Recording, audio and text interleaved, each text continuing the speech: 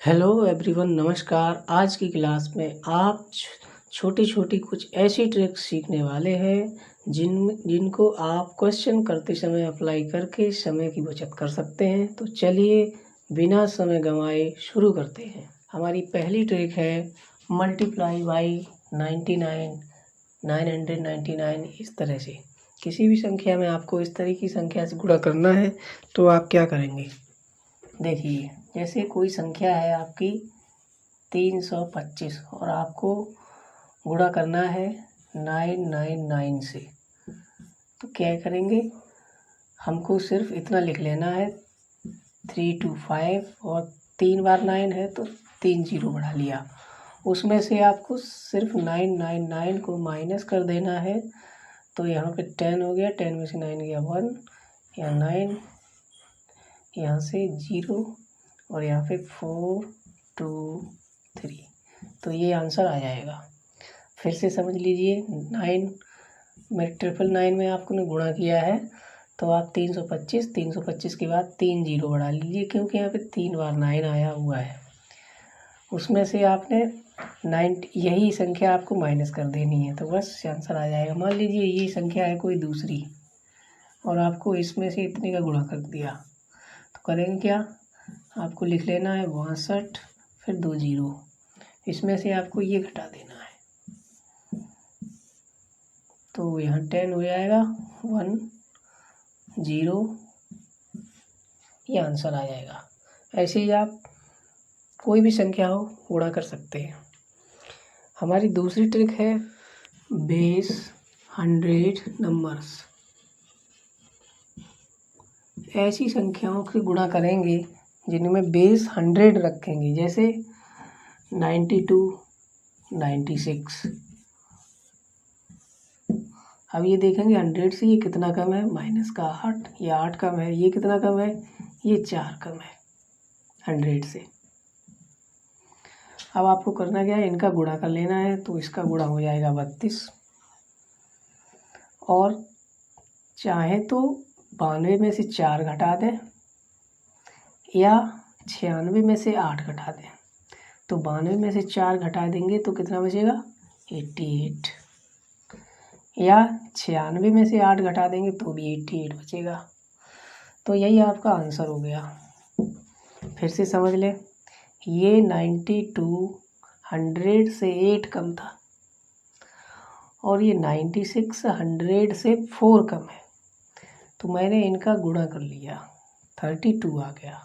उसके बाद 92 में से 4 घटा दो, 88 आ जाएगा। या आप 96 में से 8 घटा दें, ये आ जाएगा। ठीक है, तो ऐसे ही मैं दूसरा करता हूँ। यहाँ पे कुछ जैसे एक संख्या है हमारा 95 और दूसरा संख्या मान लीजिए 96। अब आपको इनको गुणा करना है, तो ये 100 से कितना कम है, 5 कम है, और ये 100 से कितना कम है, ये 4 कम है। तो आप इनका गुणा कर लीजिए, तो गुणा आ गया 20। अब 100 95 में से 4 घटा देंगे तो कितना आ जाएगा, 91। या 96 में से 5 घटा देंगे तो भी 91 आएगा। बस हो गया, यही आपका आंसर। ठीक है, तो ट्रिक्स आपको कैसी लगी, आप ये करके खुद हमको बता सकते हैं कमेंट बॉक्स में। ये गुणा मुझे बता देना करके इसी प्रकार से। अच्छा, दूसरी ट्रिक्स है मल्टीप्लाई बाई 11। इस तरह की संख्या का गुणा हम किस तरह से करेंगे, किसी भी संख्या में इस तरह की कोई संख्या आ रही है, जैसे 35। सिर्फ एक लाइन में आंसर कैसे निकालेंगे, 3 और 5 लिख लिया और लास्ट के बीच में 3 और 5 को जोड़ के लिखना है, तो 3 और 5 8 हो गया, उस आंसर हो गया इसका। दूसरा है 89, गुणा करेंगे 11 से, तो 8 और 9 को जोड़ लीजिए। पहले यहाँ पे 9 लिख दो, फिर यहाँ पे 8 लिख दो। उसके बाद 8 और 9 को जोड़ेंगे तो यहाँ पे हो जाएगा 17। ये जो कैरी आएगी वो इसमें जोड़ दो, तो कैरी जोड़ जाएगी इसमें, तो 9 7 9, ये आंसर हो जाएगा।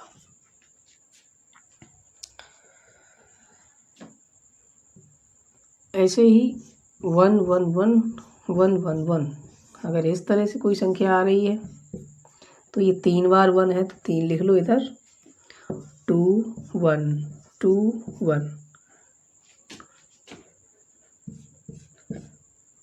या ये कहिए कि इस तरह की संख्या का स्क्वायर किस तरह से निकालेंगे, तो वो इस तरह से ही रहेगा।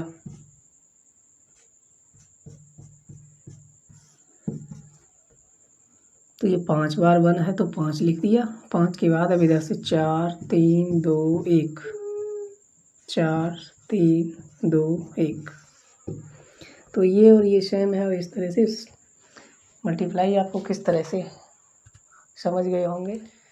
अगला ट्रिक्स है लार्जेस्ट फ्रैक्शन के बारे में। लार्जेस्ट या स्मॉलेस्ट फ्रैक्शन निकालना हो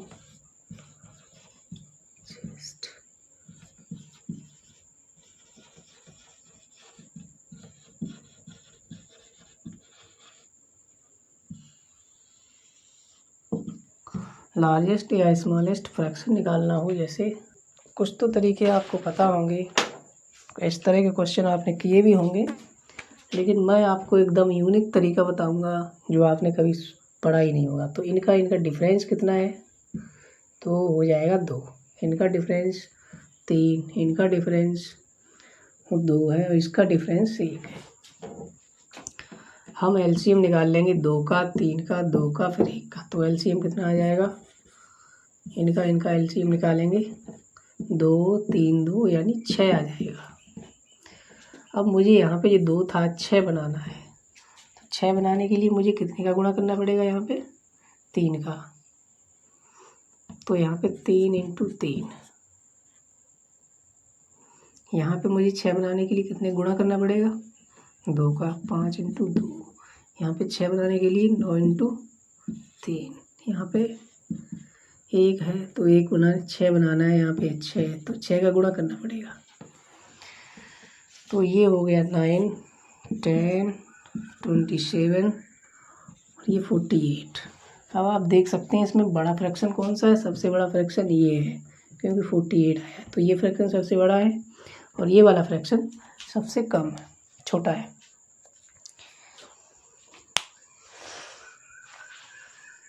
थैंक यू।